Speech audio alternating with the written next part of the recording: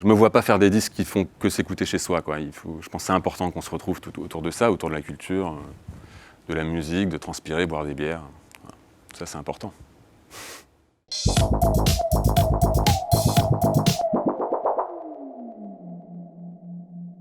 Je m'appelle Yann Wagner, je suis musicien pour moi, mais aussi pour les autres. Voilà. Sans cesse à la découverte de nouvelles façons de faire. C'est l'intérêt de ma passion qui est mon boulot, quoi.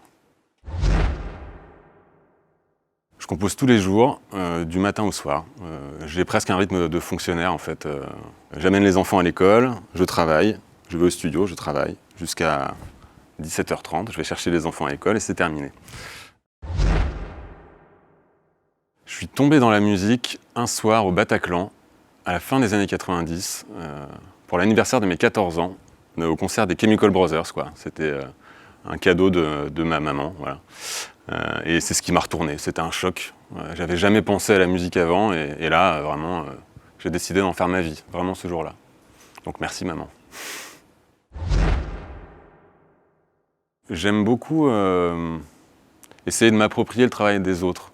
Je le fais aussi beaucoup par l'entremise des remixes. J'aime bien détourner le sens d'une chanson, j'aime bien aussi renforcer le sens d'une chanson, ou bien appliquer ma lecture d'une chanson à une chanson donc, qui est préexistante. C'est difficile de reprendre une chanson qu'on aime vraiment de tout son cœur, parce qu'il faut pouvoir un peu la trahir, mais on apprend beaucoup sur la construction harmonique, on essaie de comprendre le sentiment qui a motivé telle ou telle chanson.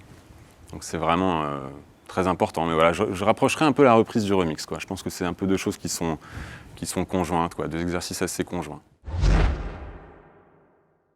Le studio, c'est un lieu à la fois très solitaire et en même temps un lieu de rencontre, un endroit où on peut rencontrer des gens, travailler avec eux. Et la scène, c'est la même chose, c'est vraiment un lieu de rencontre, mais il y a quelque chose d'un peu plus figé, même si les chansons changent en fonction des concerts, en fonction de la forme qu'on a, en fonction du public. Je me vois pas faire des disques qui font que s'écouter chez soi, quoi. Je pense que c'est important qu'on se retrouve tout autour de ça, autour de la culture, de la musique, de transpirer, boire des bières. Voilà. Ça, c'est important. Une bonne chanson, c'est un paradoxe, une bonne chanson. On a l'impression qu'on peut l'écrire, et en même temps on ne l'a pas écrit, et on ne sait pas vraiment comment faire. Une bonne chanson, il n'y a pas de recette, sinon tout le monde en ferait, quoi. Il y a des tonnes de chansons que j'aurais aimé écrire. Je vais en citer deux si c'est possible. Il y a un morceau de Lee Hazelwood qui s'appelle My Autumn's Done Come, qui est une ballade très simple avec une guitare, une petite chorale, 3-4 cordes et puis sa voix incroyable. Et Ashes to Ashes de David Bowie, qui est, je trouve, une sorte de monument à la fois hyper simple, hyper pop, et en même temps vraiment compliqué, une construction tellement astucieuse et ambitieuse aussi au niveau sonore que voilà, Ashes to Ashes de David Bowie, ce serait l'autre morceau que j'aurais aimé écrire. Don't say it's true. They got a message from the action man.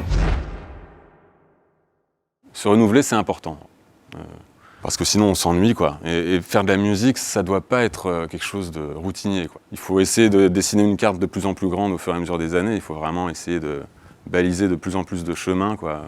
C'est aussi comme ça qu'on se retrouve soi-même. Moi, je prends vraiment la musique comme quelque chose de très personnel, un truc qui permet de me comprendre un peu mieux moi-même aussi. Et grâce à ça, en fait, si on se comprend un peu mieux, on peut un peu mieux comprendre les autres, je crois. Consécration, ce serait de ne pas prendre de retraite, de continuer à faire des disques jusqu'à la fin.